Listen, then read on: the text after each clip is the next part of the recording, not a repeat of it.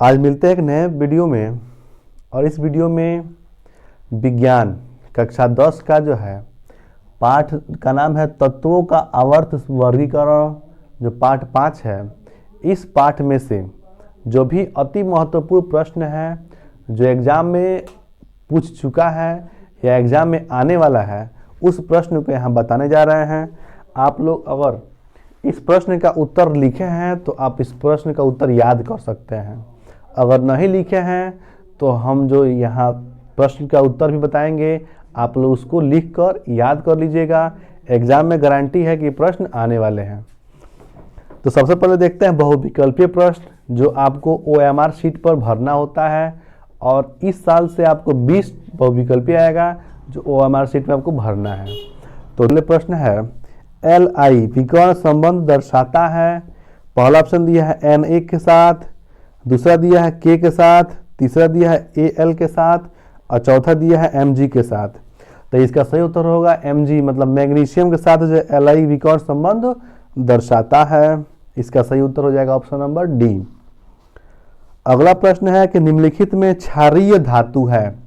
पहला ऑप्शन दिया है Na, दूसरा दिया है Be, तीसरा दिया है Al और चौथा दिया है Zn।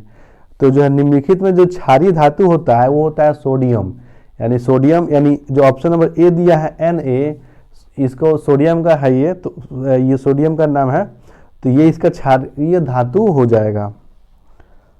अगला यहाँ प्रश्न दिया है निम्नलिखित में अम्लीय ऑक्साइड है। पहला ऑप्शन दिया है Al2O3, दूसरा दिया है K2O, तीसरा दिया है MgO और चौथा दिया है P2O5। इसमें से अम्लीय ऑक्साइड कौन सा है ये हमको बताना है। तो इसका सही उत्तर हो जाएगा ऑप्शन नंबर जो डी दिया है P2O5, ये इसका सही आंसर हो जाएगा। अगला प्रश्न लिखा है कि तत्व जो क्षारीय ऑक्साइड बनाता है का परमाणु क्रमांक है, यानी कि वे तत्व जो क्षारीय ऑक्साइड बनाते हैं उनका परमाणु क्रमांक कितना होगा, ये हमसे पूछ रहा है। ऑप्शन दिया है 18, 17, 14, 19। तो इसका उत्तर होगा ऑप्शन नंबर जो डी दिया है 19। 19 जो है परमाणु क्रमांक रहेगा तब क्षारीय ऑक्साइड बनेगा। अगला प्रश्न लिखा है कि निम्नलिखित में से कौन सा तत्व अधिक विद्युत धनी है। ऑप्शन दिया Na, K, Mg, F। इसमें से अधिक विद्युत धनी कौन सा है ये हमसे पूछ रहा है। तो जो ऑप्शन नंबर बी दिया है K, पोटेशियम, ये जो है बहुत विद्युत का अधिक धनी तत्व होता है। तो इसका सही आंसर ये हो जाएगा। आगे हम लोग देखते हैं। प्रश्न लिखा है कि निम्न तत्व में किसकी विद्युत ऋणात्मकता सबसे कम है, यानी कि विद्युत ऋणात्मक जो है सबसे कम होता है। ऑप्शन दिया है Na, Mg, Al, Si। तो जो ऑप्शन नंबर दिया है पहला Na मतलब सोडियम में विद्युत ऋणात्मकता सबसे कम होती है। अगला प्रश्न दिया है कि मुद्रा धातु है। पहला दिया है Zn, Sn, Pb, Cu। इसका उत्तर होगा जो डी दिया है Cu मतलब कॉपर, ये मुद्रा धातु होता है। अगला प्रश्न लिखा है कि यूरेनियम है। पहला दिया क्षार धातु, दूसरा दिया अधातु, तीसरा दिया अस्थायी तत्व और चौथा दिया अंतः संक्रमण धातु।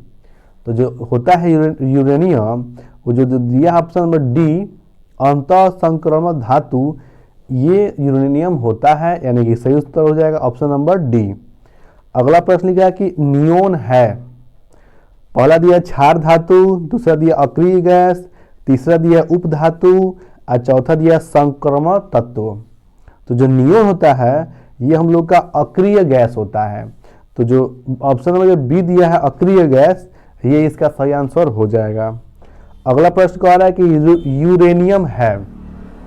पहला दिया क्षार धातु, दूसरा दिया अधातु, तीसरा दिया रेडियो एक्टिव और डी दिया है गैस। तो इसमें से यूरेनियम क्या है ये हमसे पूछ रहा है। तो इसका उत्तर होगा रेडियो एक्टिव, ये हम लोग का यूरेनियम होता है। बहुविकल्पीय प्रश्न इसमें जो भी महत्वपूर्ण है उसको बता दिए। अब हम देखेंगे लघुत्तरीय प्रश्न, जो आपको 4 नंबर के लिए आता है। इसको देखते हैं। प्रश्न लिखा है कि मेंडलीफ का आवर्त नियम क्या है, इसकी व्याख्या कीजिए। और ये प्रश्न 2013, 17, 19, 20, 22 में ये प्रश्न आ चुका है। या प्रश्न ये ऐसे भी आ सकता है कि मेंडलीव की आवर्त सारणी किस नियम पर आधारित थी।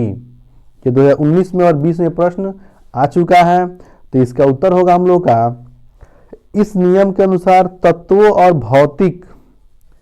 तत्वों के भौतिक और रासायनिक गुण उनके परमाणु भारों के आवर्ती फलन होते हैं, अर्थात तत्वों को उनके परमाणु भारों के बढ़ते क्रम में रखने पर समान गुणों वाले तत्व एक नियमित अंतराल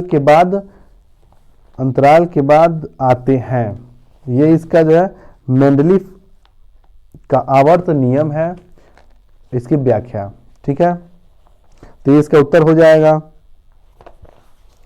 अगला यहाँ प्रश्न है, ये भी बहुत ही महत्वपूर्ण है कि संक्रमण तत्वों पर संक्षिप्त टिप्पणी लिखिए। यानी कि संक्रमण जो तत्व है उस पर हमको संक्षिप्त टिप्पणी लिखना है। या 2014 में और 2018 में प्रश्न आ चुका है। यह प्रश्न ऐसे भी आ सकता है कि संक्रमण तत्व क्या है, इनके मुख्य लक्षण लिखिए। ये 2018 में प्रश्न आया था। तो यहाँ पे इसका उत्तर लिखा गया है, आप इसका उत्तर लिख सकते हैं। वीडियो को पॉज करके लिख कर आप याद कर लीजिए। प्रश्न ये भी बहुत ही महत्वपूर्ण है, कह रहा है मेंडलीव के आवर्त नियम और आधुनिक आवर्त नियम के अंतरों को लिखिए। देखिए, मेंडलीव का जो आवर्त नियम था और अभी आधुनिक आवर्त नियम बना हुआ है, तो दोनों में अंतर क्या है, ये हमसे प्रश्न पूछ रहा है। तो दोनों में अंतर के लिए यहाँ पे एक बनाएंगे लोग कॉलम हम लोग जो है मेंडलीव की आवर्त सारणी, और यहाँ बनाएंगे कॉलम हम लोग आधुनिक आवर्त सारणी। जैसे यहाँ बनाया गया है ऐसे ही जो है पॉइंट नंबर 1, 2 करके लिखेंगे, तो दोनों का अंतर जो है यहाँ पे अंतर की तुलना हो जाएगा। तो ये इसका जो है इसका उत्तर यहाँ लिखा गया है। आप जो है इसको वीडियो को पॉज करके इसका उत्तर लिख लीजिए और आप लोग याद कर लीजिए। ठीक है, ये प्रश्न इंपॉर्टेंट है क्योंकि आधुनिक आवर्त सारणी और मेंडलीव आवर्त सारणी की तुलना के बारे में एग्जाम में आता रहता है। तो ये रहा हम लोग का लघु उत्तरीय प्रश्न जो 4 नंबर के लिए आएगा। अब हम देखते हैं वीडियो में आगे विस्तृत उत्तरीय प्रश्न। ये हम लोग को 6 नंबर के लिए आता है, इसको देखते हैं। प्रश्न है कि मेंडलीव की आवर्त सारणी मूल के लाभों का वर्णन कीजिए। 2017 में प्रश्न आया था कि मेंडलीव की आवर्त सारणी लाभ का वर्णन करना है। ऐसे प्रश्न आ सकता है कि मेंडलीव की आवर्त सारणी के किन्हीं 2 दोषों को लिखिए। प्रश्न अगर दोष को भी आएगा तो भी लिख सकते हैं। 2017 में और 19 में प्रश्न आया था। 2022 में प्रश्न आया था कि मेंडलीव की आवर्त सारणी की किन्हीं 2 उपयोगिताओं का उल्लेख कीजिए। या प्रश्न 2022 में एक और आया था, मेंडलीव की आवर्त सारणी की विशेषताओं पर एक टिप्पणी लिखिए। यानी मेंडलीव की आवर्त सारणी के बारे में हमको लिखना है। तो ये हमको जो है यहाँ पे हेडिंग देकर हमको लिखना है। जैसे पहला हेडिंग देना है कि तत्वों के गुणों के अध्ययन में सुविधा। मेंडलीव आवर्त सारणी में लिख देंगे पहला, इसके बारे में यहाँ लिखा गया, लिखेंगे इसको। दूसरा नंबर लिख सकते हैं हेडिंग, तत्वों का सही परमाणु भार ज्ञात करने में सहायता। तीसरा हेडिंग लिख सकते हैं हम लोग, नए तत्वों की खोज में सहायता। फिर जो है प्रश्न अगर कह देता है कि मेंडलीव की मूल आवर्त सारणी के दोष, अगर प्रश्न में दोष का बात नहीं करेगा तो यहीं तो लिख लेंगे तो विशेषता हो जाएगा।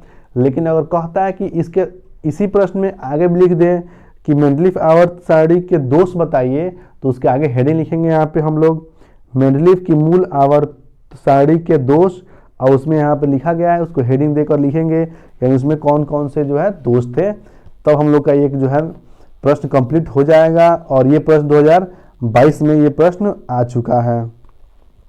तो पाठ जो है पाठ 5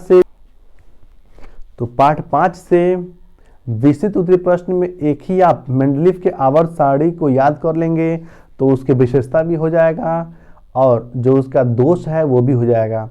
तो प्रश्न में बस दोष या विशेषता यही पूछता है मेंडलीव के आवर्त सारणी में, तो आप इसका उत्तर लिख सकते हैं।